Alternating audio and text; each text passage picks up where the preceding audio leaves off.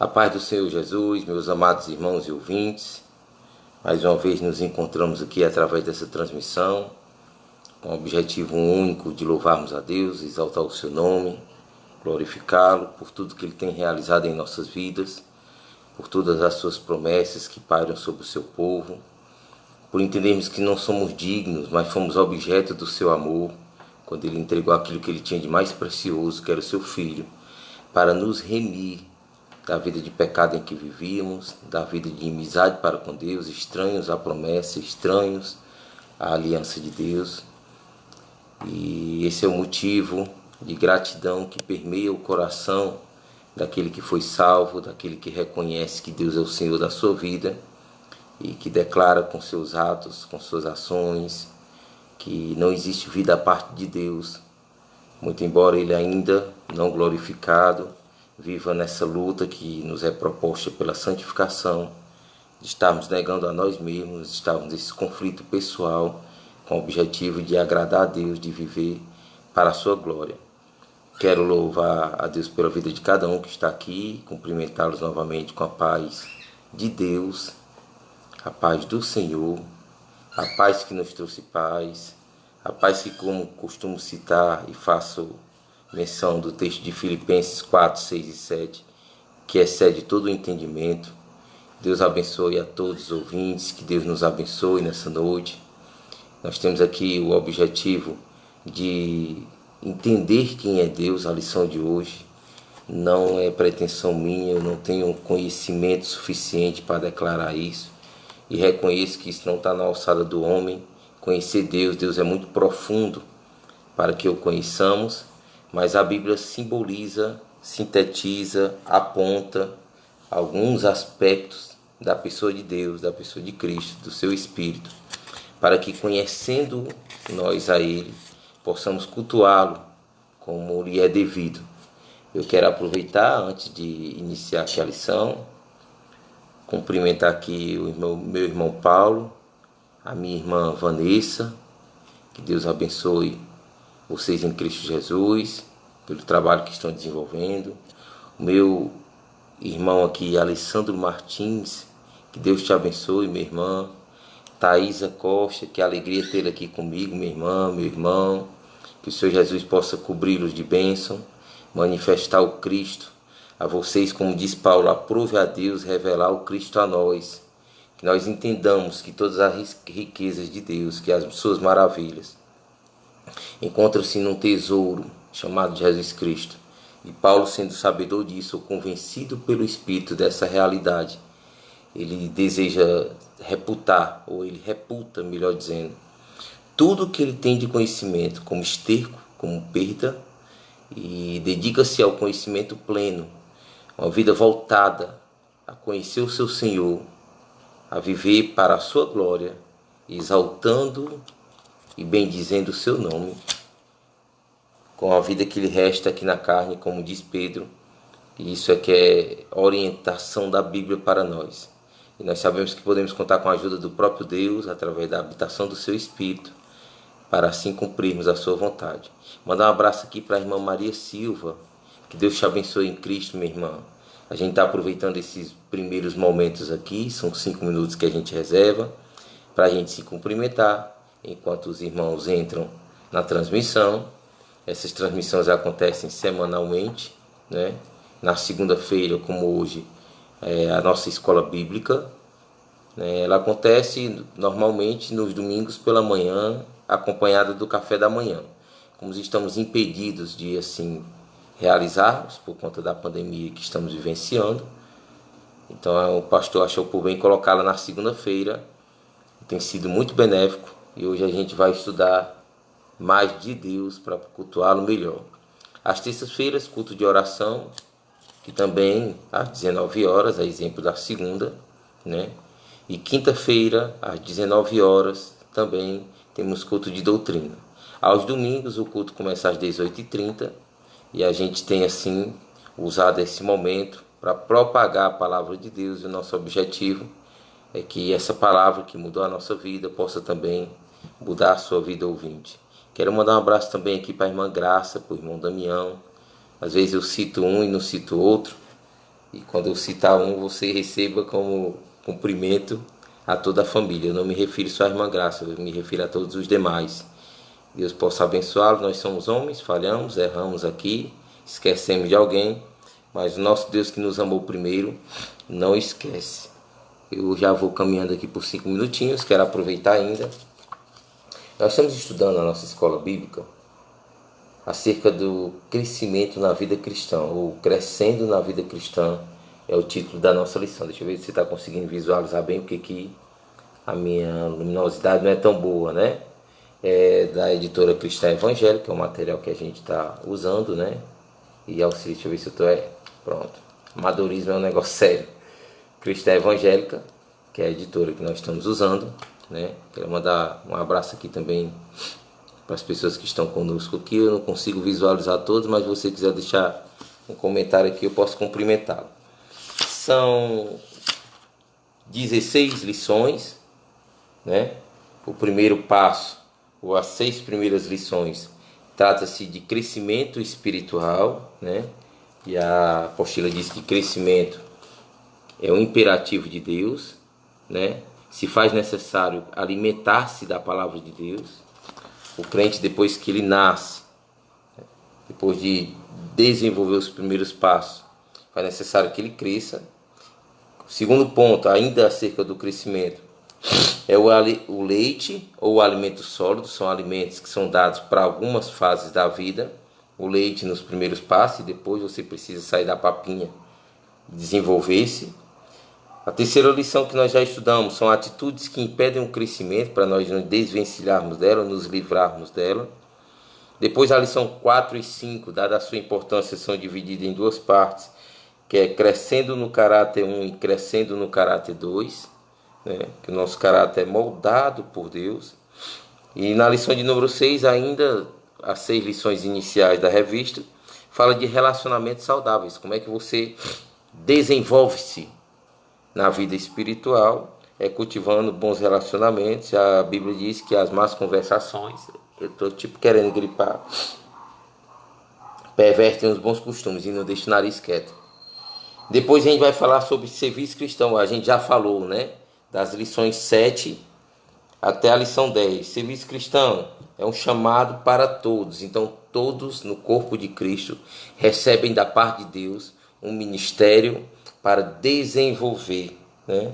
E aí, quando eu recebo meus dons, meus talentos, eu vou me descobrindo e entendendo. Estou citando aqui a lição de número 8, onde Deus me quer, que tipo de ferramenta Deus visualiza em mim, ou me vê com qual ferramenta, né? Qual é o meu dom? E a lição de número 9 e a lição de número 10, para finalizar aqui a questão do serviço cristão, né? Os cuidados no serviço cristão. Eu não faço a obra de Deus da minha maneira, do meu jeito, como eu almejo, como eu penso, não. O próprio Deus definiu na sua palavra, que é as Sagradas Escrituras, aqui nós chamamos de sagrada por entendermos que ela é santa, né? Como cultuá-lo, como exercer esse ministério. Então eu não posso agir de forma autônoma, eu tenho de Deus a orientação, e para que Deus receba o meu culto é necessário que eu esteja parametrizado dentro daquilo que ele designou. Daí em diante, lições 11, 12, 13 e 14, que é a que nós estamos, né? Nós temos que nos debruçar sobre o aspecto de conhecer Deus. Volto a dizer que não cabe na mente humana a condição de desenhar Deus, ou de definir Deus, ou de conhecê-lo por completo. Deus é um oceano, né, se assim podemos dizer, de santidade, de profundidade, e precisava de muito oxigênio, e nós não temos como bancar isso, ao passo que possamos conhecer ele. Paulo diz, ó, a profundidade, né, do conhecimento de Deus, da sua sabedoria. Então estamos estudando aqui nessa terceira parte, conhecendo Deus, e a lição que a gente já estudou é como descobrir a vontade de Deus, que foi a lição anterior. Descobrindo a vontade de Deus, a gente vai servi-lo melhor. É como se nós percebêssemos, meu pai gosta de comer frango, então conhecendo meu pai eu vou apresentá-lo frango, para ser mais claro aqui. Então, como descobrir a vontade de Deus? A Bíblia aponta para isso, a Bíblia tem resposta para nós de como vivermos uma vida que agrada a Deus. E a lição de hoje é quem é Deus. As próximas serão o conhecimento de Deus e o 7 eu sou de Cristo. Então, conhecendo a Deus, a gente pode apresentar a Ele um culto melhor, ou um culto que lhe agrade. É fato, é reconhecido da minha pessoa, e eu penso que outros também têm essa responsabilidade de fazer, esse conhecimento, de quanto mais conhecemos ao Senhor, melhor poderemos cultuá-lo. E que o próprio Deus disse que o povo sofre por falta de conhecimento. Então a gente faz daquilo que deveria ser um culto, por ausência de conhecimento, de crescimento, como foi aqui o índice dessa apostila, que a gente apresenta a Deus aquilo que não é culto, ou traz a Deus alguns propósitos, alguns objetivos que não são aceitos por Ele, e ficamos à parte da sua vontade. Entrou aqui agora a irmã Flávia Mirella, a paz do Senhor Jesus, que Deus te abençoe, minha irmã. Pastor Pérez, que é o nosso pastor. Eu fico apertando aqui acolá, quer entrar outro link. Está cumprimentando a todos os betelinos aqui com a paz do Senhor. Que agora eu tenho que voltar a câmera para cá, tá vendo? Deixa eu ver se eu consigo. Pronto. Eu vou deixar de tocar aqui para poder começar. Vamos orar? Agradecendo a Deus por esse momento, a gente vai orar, fazer a leitura da palavra e em seguida a gente já inicia a ministração da palavra de Deus, que traz alimento para a nossa alma. E o título da nossa lição hoje é Quem é Deus? Amém? Ó Deus, nós estamos diante da Tua palavra, de um momento desafiador, quando nós, homens limitados, pequenos, temos a tarefa árdua de declarar quem é Deus, de manifestar a Tua grandeza diante de outros homens. E sabemos que o Senhor tem misericórdia de nós, tem cuidado de nós, está em nós, no nosso meio, declarando as Tuas maravilhas. A presença do Teu Espírito nos encoraja a essa tarefa. E te pedimos sabedoria e graça para podermos apresentar a Ti como o Senhor deve ser apresentado. Clamamos a Ti por socorro, que o Senhor possa nos abençoar, dos altos céus ouvir a nossa oração e derramar de forma abundante sobre nossas vidas o conhecimento do Senhor, para que assim possamos a Ti cultuar como o Senhor merece, como o Senhor é digno.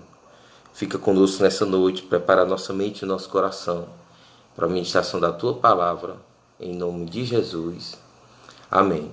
Alguns dos nossos irmãos, nós já estudamos lá na igreja essa revista. Se você tem essa revista para tornar melhor a compreensão de sua parte, vá lá no seu armário, vá lá onde você guardou e traga e faça o acompanhamento. Você que não tem, eu vou tentar ser mais claro possível para que você possa também usufruir desse momento de aprendizado. O título da nossa lição: Quem é Deus? Por que devemos saber responder essa pergunta? Ou por que o autor ou o irmão nessa noite me traz essa pergunta? Qual é o objetivo que nós temos em mente? O objetivo que nós temos em mente, e penso eu que é o mesmo do autor ao estudar essa lição, é que, conhecendo a Deus melhor, saberemos como cultuá-lo, saberemos como viver para a glória do seu nome. Oferecemos a Ele o perfeito louvor. Aqui é um título que é trazido a nós, já no início dessa lição, um pontozinho: leia a Bíblia diariamente, é algo que nós devemos fazer. E tem um pregador puritano que eu não me recordo o nome, eu penso até que é bom não recordar, que é a glória de Deus. Ele diz que você considere perdido o dia que você não meditou nas Sagradas Escrituras, porque você deve ter conquistado um monte de coisa, ter corrido para vários cantos, mas não ter percebido. De vez por outra a gente tem um dia perdido, essa é uma realidade. Mas aqui, como leia a Bíblia diariamente, de segunda a domingo, o autor nos traz uma orientação. Deixa eu mostrar de novo. Uma orientação, acho que você deve estar vendo aí, bom, tem um reflexo da câmera, né? De quem é Deus. Então, cada títulozinho, cada versículozinho, traz aqui uma apresentação desse Deus maravilhoso a quem servimos, desse Deus que nos amou primeiro, desse Deus que se derramou em nós, né? E eu quero primeiro citar aqui 1 João, que é um versículozinho que está até aqui como guarde no seu coração, e eu quero que você guarde no seu aí. 1 João, capítulo 4, versículo 8. 1 João, capítulo 4, versículo 8, é o texto base dessa lição.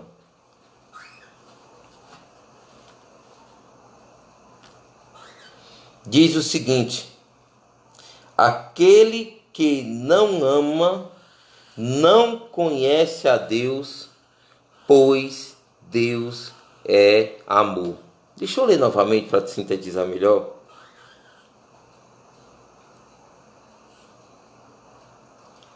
Aquele que não ama, eu estou lendo 1 João, capítulo 4, versículo 8. Glória a Deus, Paulo. Obrigado, meu irmão.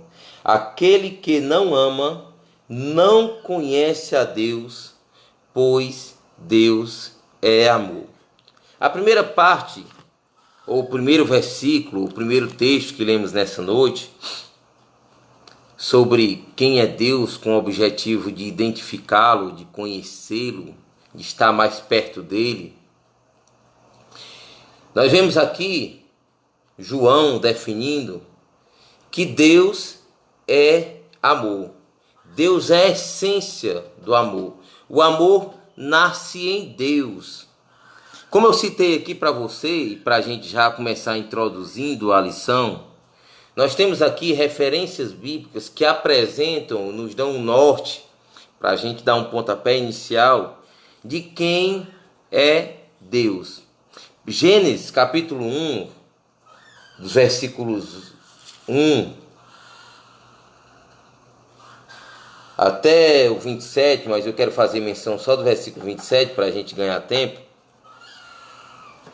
Diz o seguinte, Gênesis 1, 27. Criou Deus, pois, o homem à sua imagem, a imagem de Deus o criou, homem e mulher os criou. Criou Deus fala de criador. Se você observar, todas as coisas existem através de Deus, ou da sua palavra. Gênesis capítulo 1 cita Deus como criador. Depois, tentando melhor conhecer, e eu vou folhear aqui a Bíblia, vou pedir a ajuda do Paulo novamente, como já fiz mais de uma vez. Eu tenho um passarinho aqui no meu pé aqui, que as crianças aqui em casa adotaram, e ele fica aqui. Vou pedindo desculpa a vocês e vou tentando me livrar dele aqui devagarzinho. Então, conhecendo melhor o Senhor, entendendo melhor, ou pegando carona aqui naquilo que o autor dessa apostila nos traz, Colossenses capítulo 1, versículos 15 aos versículos 19, vai dizer que o nosso Deus é um Deus onipotente. Ele é um Deus criador e é um Deus detentor de poder, que pela força do seu poder diz através da sua palavra, diz aquilo que não existe e traz a existência pela força do seu poder. Então, Colossenses capítulo 1, Paulo, por favor, dos versículos 15 até o versículo 19, falando da pessoa de Cristo, né? Este é a imagem do Deus invisível, o primogênito de toda a criação. Nele foram criadas todas as coisas, nos céus e sobre a terra, as coisas que são visíveis e as que são invisíveis, sejam tronos, sejam soberanias, quer principados, quer potestades. Tudo foi criado por meio dele e para ele. Ele é antes de todas as coisas. Nele tudo subsiste. Ele é a cabeça do corpo da igreja. Ele é o princípio, o primogênito de entre os mortos, para em todas as coisas ter a primazia, porque aprove a Deus que nele residisse toda a plenitude. Então apresenta-se aqui, através da carta à igreja de Colossos, aos Colossenses, a onipotência de Deus. Que ele, ou através dele, do seu poder, tudo foi criado. Também aqui, fazendo uso da palavra de Deus, eu estou tentando lhe situar, porque a gente vai se desenvolver na lição. Salmo 139, Salmo 139. Deixa eu pegar a referência correta aqui, Paulo, para você já colocar. Dos versículos 7 até o versículo 12, o salmista declara que Deus é um Deus onisciente, é um Deus que é conhecedor de todas as coisas. E ele diz o seguinte, Salmo 139, versículo 7, para onde me ausentarei do teu espírito? Para onde fugirei da tua face? Se subo aos céus, lá está. Se faço a minha cama no mais profundo abismo, lá estás também. Se torno as asas da alvorada e me detenho nos confins dos mares, ainda lá me haverá de guiar a tua mão, e a tua destra me susterá. Se eu digo, as trevas com efeito me encobrirão, e a luz ao redor de mim se fará noite, até as próprias trevas não te serão escuras. As trevas e a luz são as mesmas coisas para ti.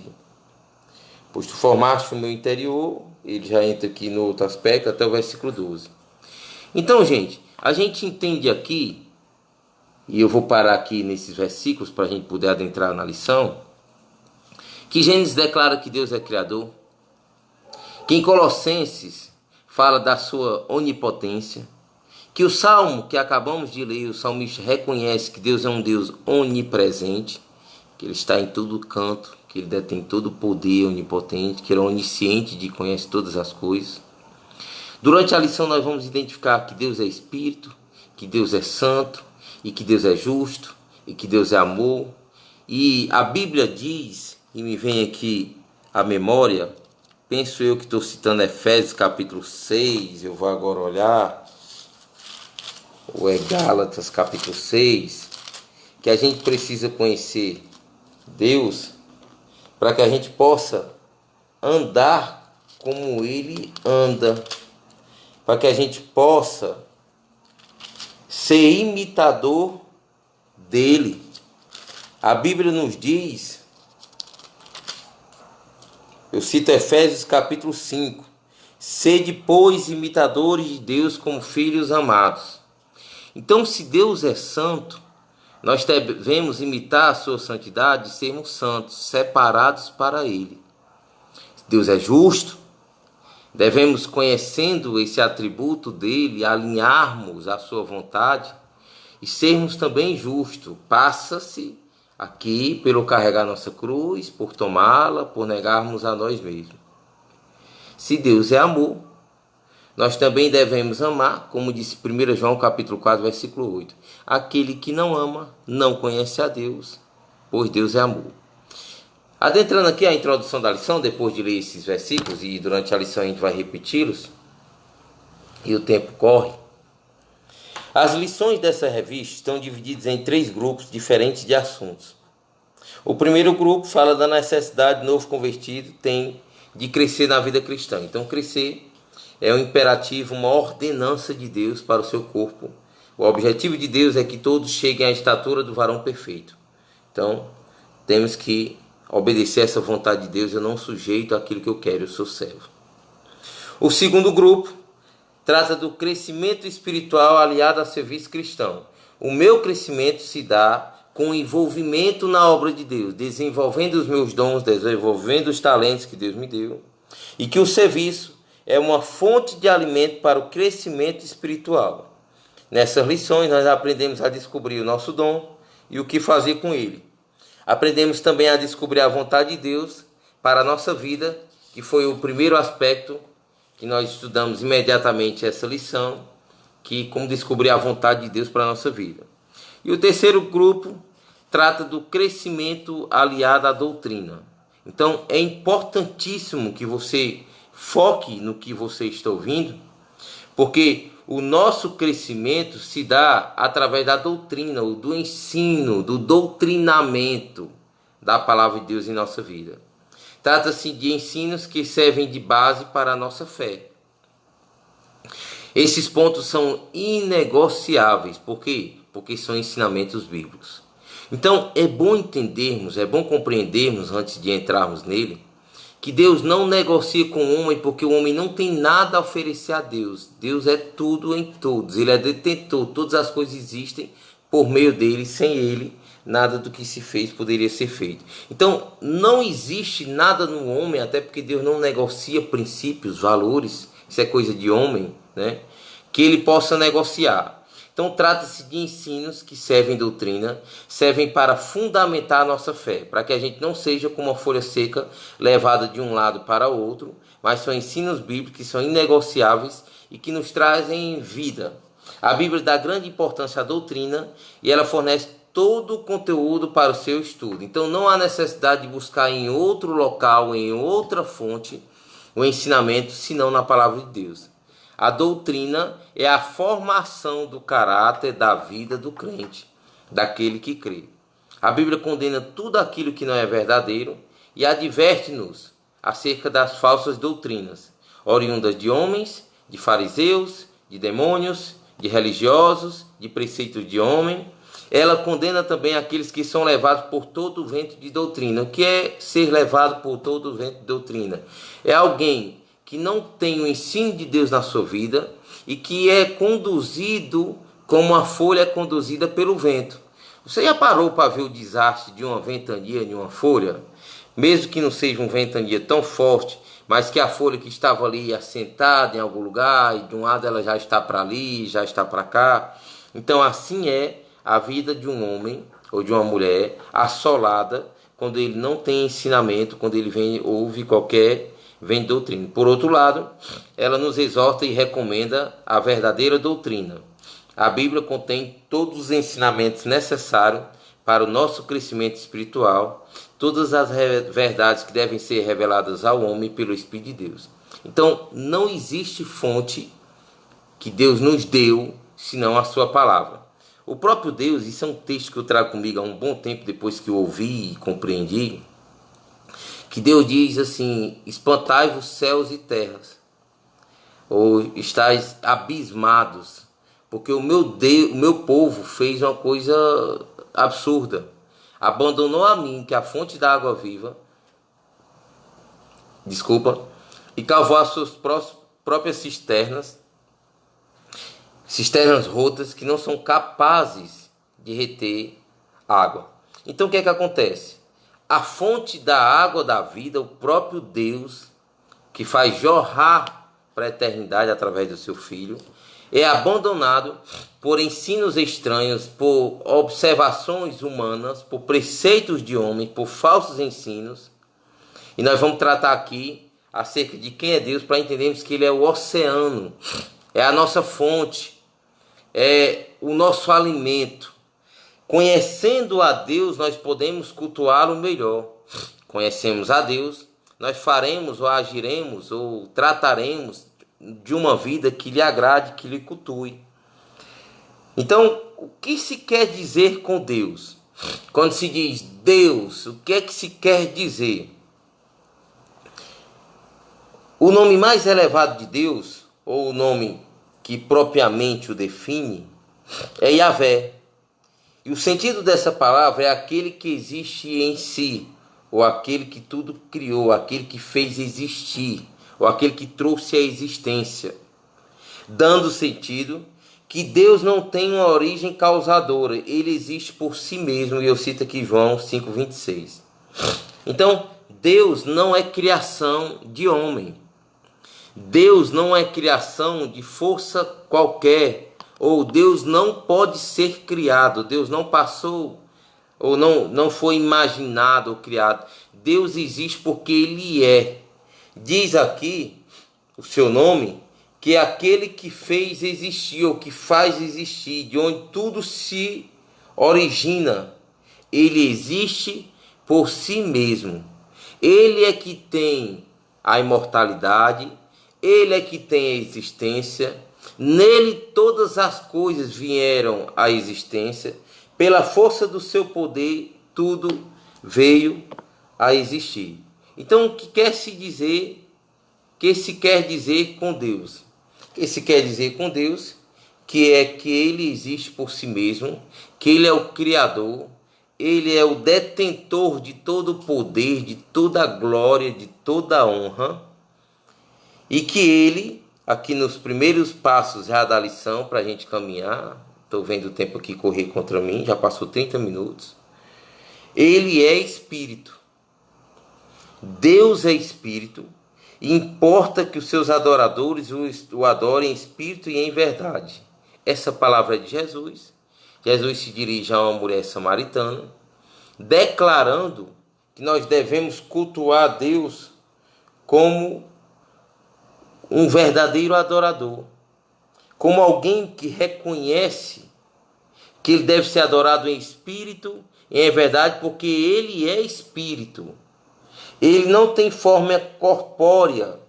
Deus é o Espírito infinito e perfeito, em que todas as coisas têm a sua origem, a sua subsistência e a sua finalidade.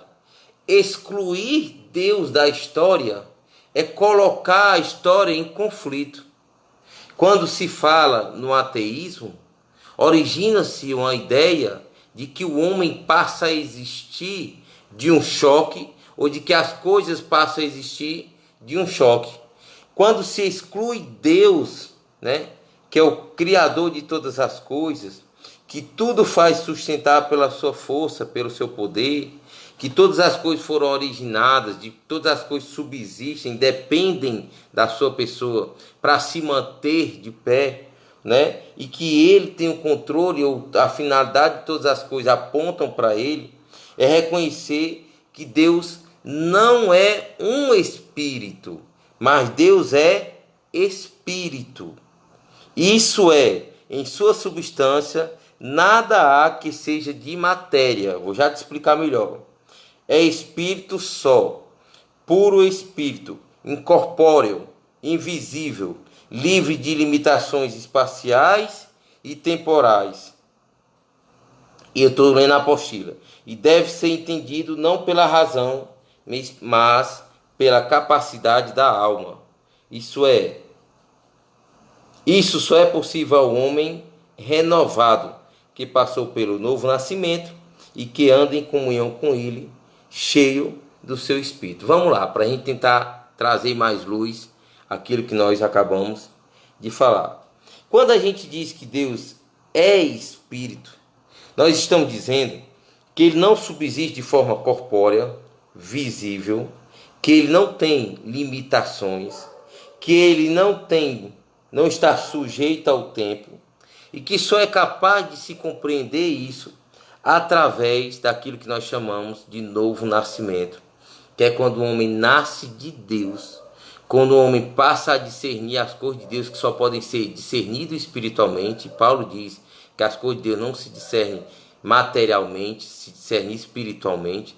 Então, o fato de Deus ser Espírito, o fato de procurarmos conhecer a Ele, a lógica da nossa parte, né, que existe do desejo de buscar Deus, é porque nós queremos cultuá-lo, vivermos uma vida que lhe agrada, e isso só é comum ao homem ou à mulher, ao ser espiritual. Compreende-se que a natureza humana ela é limitada, compreende-se que com o entendimento humano o homem não consegue enxergar Deus, cultuar Deus, porque ele é espírito. Então se faz necessário nascer de Deus, para sendo espiritual, discernir as coisas espirituais. Então compreendemos que para, como diz aqui a lição, conhecer quem é Deus, e não é pretensão minha, digo isso e repito pela terceira vez, apresentar Deus na sua totalidade, eu não tenho essa capacidade, mas quem é Deus, sendo o título dessa lição, traz a nós o desafio de, conhecendo-o melhor, aproximando-se dele, e a Bíblia diz que o próprio Cristo revela Deus, traz a nós uma compreensão melhor da maneira de cultuá-lo. Precisamos compreender também que nele não existe treva alguma. O que é que nós queremos dizer com isso? E eu cito aqui, aproveito para citar 1 João 1,5, que é o título que a lição está nos dando aqui. Ora, a mensagem que da parte dele temos ouvido e vos anunciamos é esta, que Deus é luz e não há nele treva alguma. em muitas passagens bíblicas, você encontra as metáforas luz e trevas. As trevas indicam a ausência da luz. Na Bíblia, significam pecaminosidade. Como luz, Deus é totalmente santo e exige santidade da parte dos seus filhos. Deus é luz e sua presença é tão santa que torna impossível a nossa aproximação dele nessa estrutura aqui, que é corpo corruptível. Davi o tinha como sua luz e a sua salvação. Então vamos lá. Quando nós sabemos ou tornamos, quando Deus nos revela, ou revela a nós, que Ele é Deus de luz e que nele não há treva alguma, como diz aqui em 1 João, define para nós um estado em que Deus encontra-se e que nós precisamos para, como diz a palavra, sem santidade ninguém verá Deus, para nos relacionarmos com Ele, estarmos no mesmo espírito, na mesma comunhão, no mesmo proceder. Diz a Bíblia que nele não há treva alguma, que onde ele está as trevas são dissipadas. E diz aqui que as trevas, aqui no sentido desse texto, reflete a pecaminosidade do homem, ou a vida de pecado. E como luz, Deus exige dos seus filhos, ou da parte dos seus filhos, santidade. Novamente eu cito o texto, que é muito conhecido, que sem santidade ninguém verá o Senhor.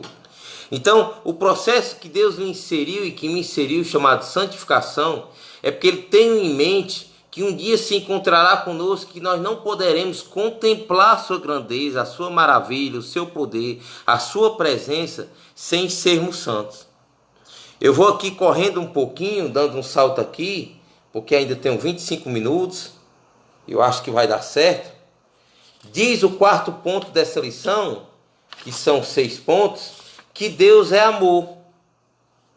Que aquele que não ama não conhece a Deus, porque Deus é amor. O passo de que Deus é amor, a frase, diz muito para nós que o fato dele ser amor, ele manifesta esse amor, se revelando em nós, a nós, entregando o seu Filho, e que ele nos amou quando nós ainda éramos pecadores. É uma marca distintiva de Deus, é o amor, e também dos seus filhos, os cristãos, né? Aqueles que amam, que andam nos passos do Deus homem, do Emanuel, do Jesus Cristo. Esse texto nos ensina que Deus é a fonte de todo o amor verdadeiro. É uma coisa que eu gosto muito de citar, eu e o irmão Paulo a gente conversa muito, né? E que o amor nasceu em Deus, que o homem não tem parâmetro de amor. O homem tem parâmetro de possessão, o homem tem parâmetro de confundir aquilo que ele entende como amor, mas que o amor nasceu em Deus porque Ele é amor. Esse texto nos ensina que Ele é a fonte de todo amor verdadeiro, porque o amor procede de Deus, nasceu nele. Eu cito aqui 1 João capítulo 4, versículo 7. Então precisamos entender que Deus sendo amor, Ele ama a si mesmo, que Deus sendo amor, Ele entregou o seu Filho em nosso favor, que Deus dá a prova do amor que Ele vive através da entrega do seu Filho, e nós experimentamos isso, porque sem o amor de Deus na nossa vida, o que seríamos de nós? Nós estaríamos sentenciados à morte, separação eterna de Deus. Encontraríamos um Deus que não se choca, que Deus não deixa de ser justiça para ser amor. Deus não deixa de ser amor porque não é justo. Os atributos de Deus não se chocam, eles são harmônicos. Então, Deus ama a si mesmo, Deus é amor ao passo que Ele nos amou e entregou o seu Filho. Deus é a fonte de todo o amor verdadeiro. O amor só existe porque originou-se de Deus. E precisamos compreender aqui, Deus existe eternamente em 3 pessoas, Pai, Filho e Espírito Santo. E eles, sintetizando a prova de amor, né, eles vivem em perfeita comunhão. O relacionamento entre a Trindade é caracterizado pelo amor. Deus tem um plano e o Filho o ama, se submete inteiramente a Ele e doa a sua vida, entrega a sua vida pela realização desse plano. O Espírito se envolve nesse projeto de Deus com amor e confirma o trabalho do Filho. E o amor é uma relação facilmente identificada num relacionamento da Trindade. Jesus afirmou, em João 3,35 e em 5,50, que o Pai ama o Filho. Observe que Jesus ensina que o Espírito Santo iria glorificá-lo e receberia dele em João 16, do 13 ao 15. Eu estou deixando a referência para que você possa fazer a observação e conferência. Depois afirma que tudo que pertence ao Pai é dele. Então, reflete-se aqui uma relação harmônica, pautada no amor de Deus entre a Trindade. Então, Deus ama a si mesmo e a Trindade manifesta esse amor da maneira com que eles se relacionam. Deus entregou o seu Filho, manifestando o seu amor para conosco. O que levou Deus Pai a enviar o seu Filho para salvar o mundo foi o amor. E João, na condição de homem, tentando declarar o tamanho desse amor, dimensionar, ele só consegue dizer que Deus amou o mundo de tal maneira. Eu penso que ele se esforçou ao extremo para dizer isso. Amou o mundo de tal maneira, porque Deus, dele, que é a fonte do amor, fluiu o amor, Ele externou o seu amor para conosco, olhando para a condição de miseráveis pecadores em que vivíamos, olhando para a condição de homens mortos em delitos e pecados, se condoeu, compadeceu-se, usou de misericórdia e manifestou o seu amor. Ele não precisava provar a ninguém que amou, porém fez isso, conforme Romanos capítulo 5, versículo 8, que Deus prova o seu amor para conosco pelo fato de Cristo ter morrido por nós, sendo nós ainda pecadores. Então, Deus não necessita, Deus não precisa provar a ninguém aquilo que Ele é, que é amor. Deus é amor, João declara isso. Mas Ele prova o seu amor para conosco pelo fato de Cristo ser entregue por nós, sendo nós ainda pecadores. Paulo, reconhecendo esse amor, sendo grato pelo amor com que foi amado, ele diz que o amor de Deus o constrange. O amor de Deus coloca-o contra a parede, faz pensar que ele não era digno, que ele não era merecedor, mas que Deus, tendo amado daquela maneira, retirado da condição que ele estava e transportado para o reino do Filho do seu amor, faz com que Paulo agora, conhecendo, isso é um aspecto que nós precisamos tirar dessa lição, conhecendo a Deus, você cultua o melhor. E depois que Paulo entende que esse amor de Deus o constrange, ele passa a viver em uma novidade de vida. Ele passa a viver uma vida para cultuar o seu Deus. Ele abandona todas as coisas que ele tinha por preciosa, com o objetivo único de viver uma vida que seja um culto a Deus.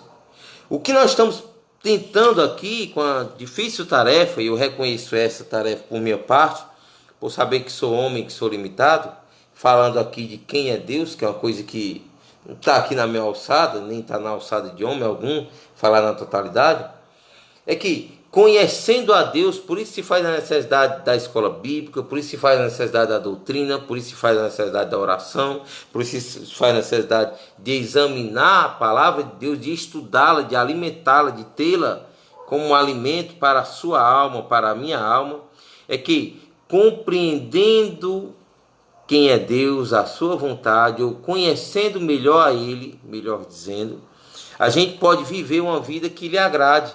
A gente pode, através dos nossos frutos, glorificar o seu nome e fazer com que outros também possam fazer isso. Deus é a fonte do verdadeiro amor. Se o amor procede de Deus, e se Deus habita em você, naturalmente você o ama e ama ao próximo.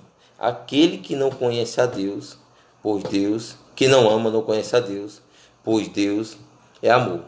Sendo Deus a fonte do amor verdadeiro, e sendo declarado aqui por João, em 1 João capítulo 4, versículo 8, aquele que não ama não conhece a Deus, pois Deus é amor. Então nós precisamos saber que o amor de Deus, ou que Deus habita em nós, e é necessário que nós agimos, ou passamos a agir da maneira que Ele age. amando. Aquele que não ama o seu próximo não conhece a Deus. É isso que você acabou de ouvir. E você não ouve isso do irmão Mardoni. Eu só estou lendo aqui 1 João capítulo 4, versículo 8, que é a sua palavra. Então precisamos compreender também que Deus é único. Que Deus, como diz aqui, ouve, ó Israel, o Senhor nosso Deus é o único Senhor. Deus é único.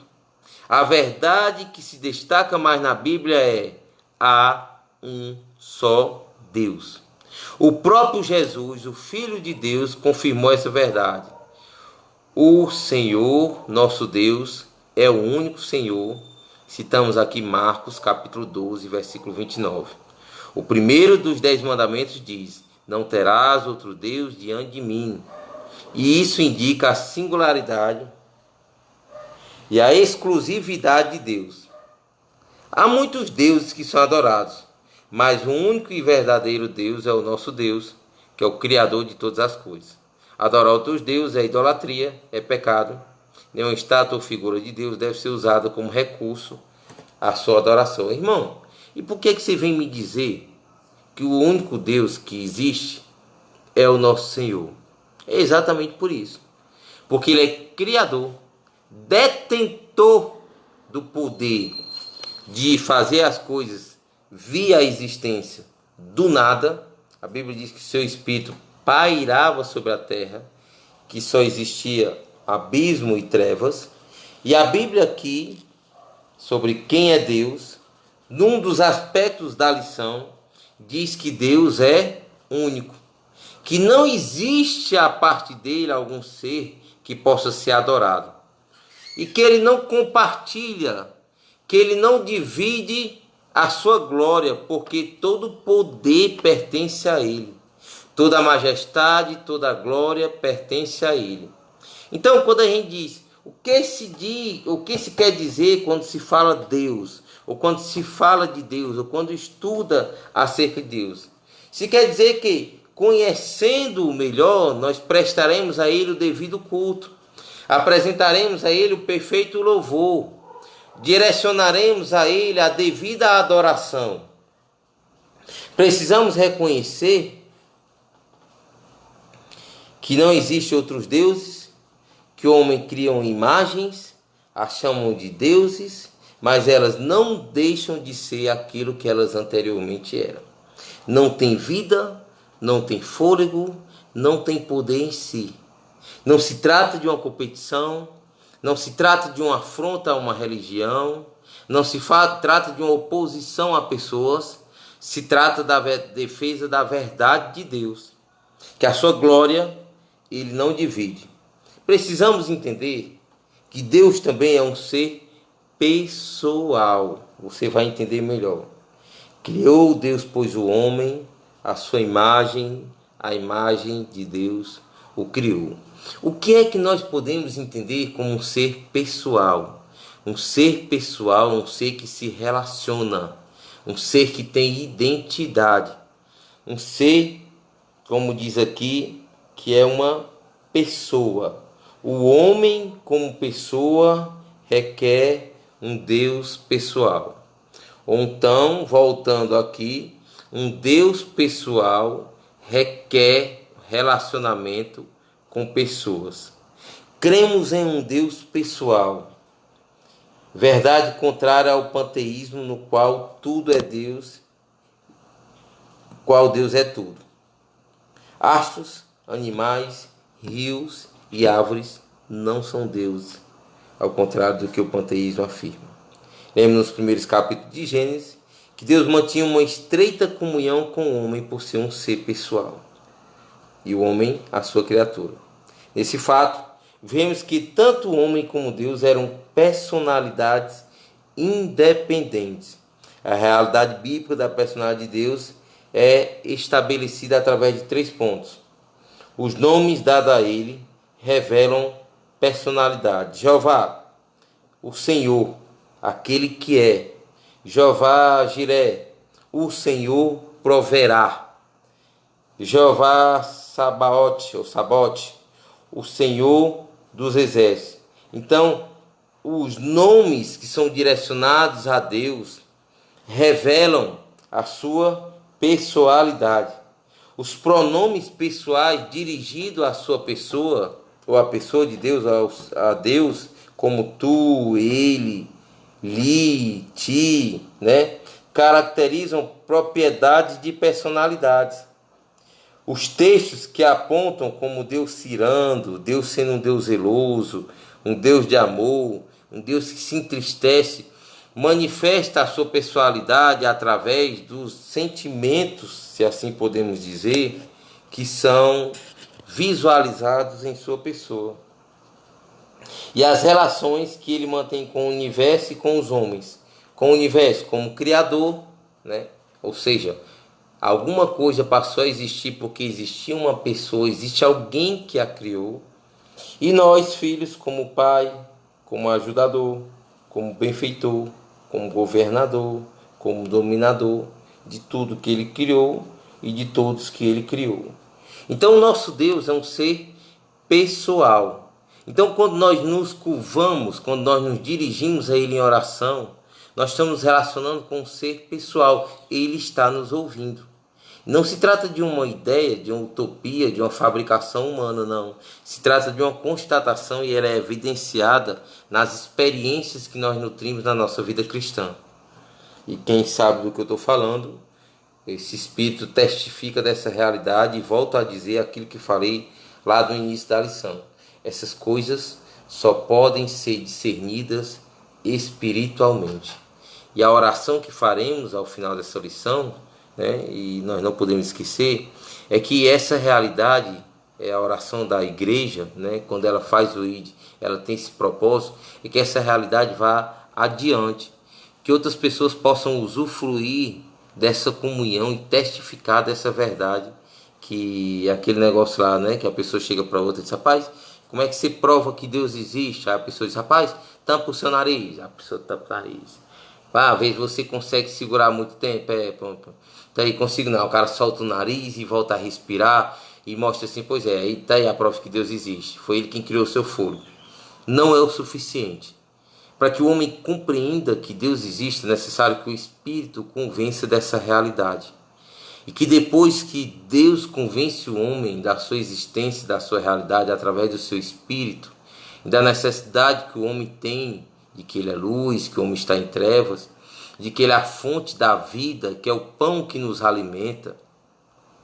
Depois que o homem é convencido pelo Espírito Santo de Deus dessa realidade, nada tira do homem essa realidade. Nada é capaz ou pode ser capaz de afastar o homem dessa verdade. Então a oração é que, assim como nós compreendemos essa verdade, assim como nós um dia a nós foi trazida, aprove a Deus, como diz Paulo, revelar o Cristo a nós ou em nós, que as pessoas que nos ouvem também possam entender. Então o nosso Deus é o Deus vivo, é o Deus verdadeiro, é a fonte da vida, é uma personalidade individual, inteligente e autoconsciente. Davi faz uma oração de profissão de fé no Salmo 16, é que eu vou começar a me dirigir à conclusão dessa lição. E essa oração ele diz o seguinte: guarda-me, ó Deus, porque em ti me refugio. Diga ao Senhor: tu és o meu Senhor. Outro bem não possuo senão a ti. O Senhor é a porção da minha herança e do meu cálice. Tu és o arrimo da minha vida, ou da minha sorte. Bendigo o Senhor que me aconselha, pois até durante a noite o meu coração me ensina. O Senhor, tenho sempre a minha presença, estando Ele à minha direita, não serei abalado. Alegra-se, pois, o meu coração, na tua presença a plenitude de alegria, na tua destra delícias perpetuamente. O que é que Davi está dizendo aqui no Salmo 16? Ele está dizendo: ó, guarda-me, ó Deus. Por quê? Porque ele sabe que Deus é um Deus que se relaciona, é um Deus que o escuta. Ele diz: em ti eu me refugio. Ele sabe que Deus é um ser pessoal, que ele pode correr para os braços do seu Pai, que ele pode deleitar-se no Senhor. Quando nós dizemos aqui no início da lição: e que nós estudamos a respeito de quem é Deus, é porque nós precisamos conhecê-lo melhor. A ignorância está estabelecida no meio do povo de Deus, e nós tentamos, e não é difícil perceber, eu digo de mim mesmo, vez por outra nós queremos negociar com Deus. Nós tentamos extrair dele alguma coisa que pode nos alimentar, ao invés de percebermos que ele é a fonte da nossa vida. Ao invés de dizer como Davi diz, ou como Paulo diz, ele é a minha porção. E todo servo de Deus diz isso, quando reconhece que sem Deus não há vida. Ele é a minha herança, ele é o arrimo, o meu muro de fortaleza. Bendigo o Senhor que me aconselha, ou seja, ele diz, esse Deus nutre um relacionamento comigo que um dia foi perdido no Éden, através do representante da raça humana, Adão, quando o pecado foi consumado, né? Quando o homem ouviu a voz da serpente, ou quando a mulher deu ouvido à voz da serpente, ao invés de ouvir a voz de Deus, foi quebrada uma comunhão, mas ela é estabelecida em Cristo, porque Deus é amor, né? E ele diz, bendiga ao Senhor que me aconselha, ou seja, essa comunhão foi restabelecida. Deus é um ser pessoal em que podemos nos relacionar com Ele. Ele ouve o seu clamor, Ele ouve o seu choro, Ele colhe as suas lágrimas e assim também faz comigo. Até durante a noite o meu coração me ensina. O Senhor, tenho sempre a minha presença, Ele está à minha direita, não serei abalado. A certeza do cristão é que Deus permeia, Deus conduz, Deus direciona, Deus habita nele. Deus é um ser pessoal. Deus não é uma ideia inatingível. Deus não é algo que está distante, até porque o próprio Deus proveu a aproximação. E ele diz que na presença de Deus há plenitude de alegria. O que o salmista está dizendo? Que quando eu estou diante dele, ou seja, por ele ser um ser pessoal, por eu me relacionar com ele, estar diante dele é gozar da sua presença, eu vivo feliz. Ele alegra o meu coração. Então o que nós aprendemos hoje? É que Deus é aquele que existe por si mesmo. Deus é a fonte da existência. Todas as coisas se originaram em Deus. Deus sem ele, por isso que Deus quer dizer o originador, o criador, o sustentador, onipresente, onisciente, né? Nós precisamos também reconhecer que ele é Espírito. Observe que aquela mulher samaritana estava diante da pessoa de Jesus Cristo, o Emmanuel, o Deus conosco, e não conseguia visualizar. Eu quero lhe convidar a ler, para a gente finalizar. Falta ainda 5 minutos, vamos aproveitar bem esse tempo. João capítulo 4, versículo 26. Eu pensei que ia dar trabalho para eu achar o versículo, mas Deus é bom. Deixa eu esquecer não. João 4, versículo 26. Para você ter noção do que eu estou te dizendo aqui, e do perigo de não conhecer o Senhor.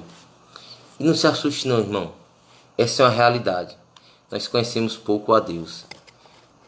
E nós sofremos por isso. O próprio Deus disse, esse meu povo agoniza, sofre, porque falta o conhecimento, e esse conhecimento é o conhecimento de Deus. Se nós conhecêssemos mais a Deus, nós não estávamos à procura de imagens, nós não estávamos à procura de água benta, como está hoje bem comum no meio evangélico.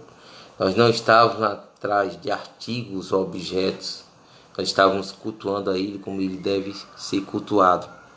A ignorância que existe no meio do povo de Deus, eu falo aqui daquilo que eu pertenço, eu não vou falar de nada da lei, vou falar aqui, é que até quando vamos cultuar Ele, nós dizemos que vamos procurar nossa bênção. Para você entender a profundidade da nossa ignorância, eu cito a nossa, me incluindo, é que muitas vezes, ao invés de prestarmos a Ele aquilo que lhe é devido, nós tentamos subtrair dele. Entenda como é que Deus se sente, se assim eu posso dizer, com o seu povo, olhando para Ele como alguém que pode tirar alguma vantagem, não apresentar aquilo que lhe é devido por tudo que ele já tem feito. Para você ter noção, Jesus Cristo está em João capítulo 4, versículo 20, na verdade 19 em diante, falando a respeito da verdadeira adoração. No capítulo 4, versículo 1, ele começa a conversar com a mulher samaritana, E lá pelas tantas, essa mulher disse: olha, eu sei que vai vir o Salvador, o esperado das nações, o Messias. Eu sei que ele vem, que é o Messias chamado Cristo. Deixa eu ler o versículo 25, João 4. Eu sei, respondeu a mulher, que há de vir o Messias chamado Cristo. E quando ele vier, nos anunciará todas as coisas. Eu sei, dizendo, ele vai nos dizer o que é para fazer, como é que é. Todas as coisas serão anunciadas por ele. Sabe o que Jesus disse para essa mulher? Disse-lhe Jesus: eu sou, eu que falo contigo. Então o que acontece? Quando essa mulher entende que Cristo é o Senhor da sua vida, qual é o comportamento dela? É ir anunciar aos demais que se deparou com o Senhor da sua vida. É desnudada de toda imperfeição, de toda limitação, de tudo aquilo que ela aprendia, de dogmas, de conceitos humanos. Tudo isso é jogado por terra, é como se as algemas que aprendia anteriormente caíssem por terra, e agora ela é livre. E ela é livre para anunciar o que Deus fez na sua vida, ela é livre para convencer outras pessoas que viviam uma vida de escravidão religiosa. Ela pensava que adorava a Deus ali, e que o judeu adorava acolá, e que tinha uma questão gigante, porque ninguém se entendia. Por quê? Porque era ensinamento de homem. Era questão humana, e Jesus Cristo chega e destrona tudo isso. Então, para finalizarmos aqui e orarmos, quando o Cristo se revela, ou quando a gente conhece o Cristo, nós vivemos de uma maneira diferente. Nós passamos a enxergar o mundo sob a ótica de Deus. Então, quem é Deus? Essa é uma resposta que nós cristãos precisamos fazer mais vezes, com o objetivo de conhecê-lo melhor, de cultuá-lo melhor, de explaná-lo melhor, de levar os outros. Quando eu tiro o óculos fica escuro, eu não me acostumei com óculos ainda não. De levarmos a outro a realidade de um Senhor que mudou a nossa vida. E eu quero orar pedindo a graça de Deus, porque eu sei que essa tarefa é muito árdua. Eu sou limitado e você também é, nós somos homens. E que a graça de Deus repouse sobre nós, que o conhecimento de Deus, que nós tenhamos o mesmo sentimento que Paulo teve em Filipenses capítulo 3, versículo 10, que depois de encontrar-se com o seu Senhor, deseja conhecê-lo, participar dos seus sofrimentos, ser semelhante a Ele na sua morte, entrega-se completamente a Ele. Tudo que Paulo tinha aprendido aos pés de Gamaliel, tinha se destruído, conquistado na sua vida, ele disse: não tem valor algum, a minha preciosidade é Cristo. Que nós entendamos isso, que nós compreendamos essa verdade, que Deus seja o nosso tesouro, que Deus seja, na pessoa de Jesus Cristo, aquilo que de maior valor temos. Que nós, como Igreja do Senhor, deixemos de lado esse negócio de buscar nossa vitória, de o melhor de Deus está por vir. Isso não é verdade. O melhor de Deus já veio, e é Cristo Jesus. Jesus Cristo diz: quem vê a mim, vê ao Pai. Em Cristo, diz Paulo à igreja de Colossos, estão escondidos todos os tesouros de Deus, toda a sua preciosidade. Que nós possamos descansar no Senhor, mergulhar nesse oceano chamado Deus, vivemos uma vida digna do nosso chamado, uma vida que cultue o seu nome, que agrade a Ele. E volto a dizer, todas as vezes que procedermos de maneira contrária a essa orientação bíblica, que o caminho imediato seja o caminho da reconciliação, porque nós entendemos que sem Deus não há vida, ou a parte de Deus não há vida. Que Deus nos abençoe em Cristo Jesus. A nossa oração é aquela que Jesus nos ensinou, a oração do Pai Nosso. Livra-nos de todo mal e não nos deixa cair em tentação. Firma os nossos passos, segura na nossa mão, Senhor. Nos conduz a uma eternidade contigo, a glória do teu nome. Amém. E louvado seja o nome do Senhor. Mandar um abraço aqui para a irmã Eliane, para a irmã Leandra. Mandar um abraço para ti. Ai, pisei no passarinho aqui que está debaixo de mim. Mandar um abraço para tua mãe. Eu as amo em Cristo Jesus. Deus abençoe vocês todos. Veranês Gomes, irmã Ana Cristina, com o irmão Maninho e todos os demais irmãos. O tempo extrapolou, já passei 5 minutos. Que Deus os abençoe em Cristo. As nossas reuniões recomeçarão. No domingo próximo teremos reuniões pela manhã e pela noite.